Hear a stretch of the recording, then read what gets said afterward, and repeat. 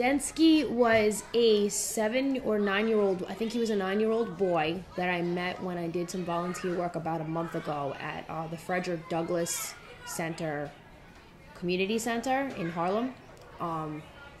And he was described to me, so when all the volunteers sat down, the team leader said, "Who is up for a challenge?" And before I knew it, my hand raised, because that's just naturally my inclination. But he was described as a boy that had a lot of energy, was very hyperactive, and I believe had ADHD.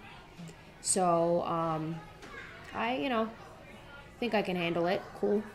So I meet him, and he is a bundle of energy. I described him as a Tasmanian devil. He came in and like the speed of light, and would before you knew it, you would see him go through the books, and he had that much energy. So we were asked to read with him, to get the kids to read and sit still and actually read to us, but aid them along.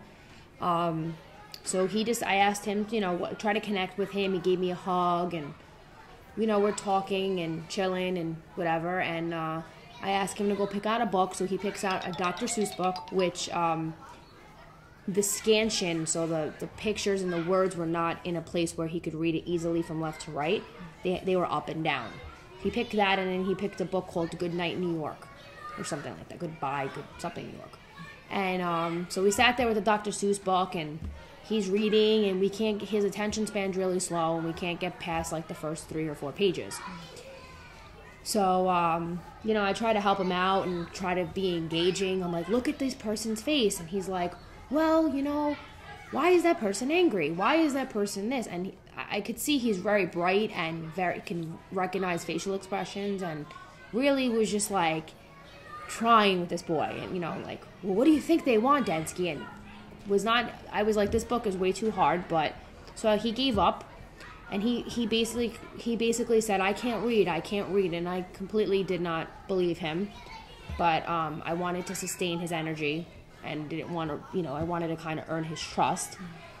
So we picked out the Good Night, New York book, and we read, and it was a lot simpler. And he knew everything. He recognized the Empire State Building. He recognized this. He recognized that, and he completed the book.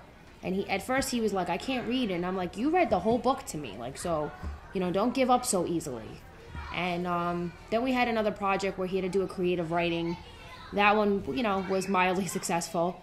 And then we had to do a Valentine's Day project, which I helped him out with. But really that experience was awesome, because it definitely tested my patience.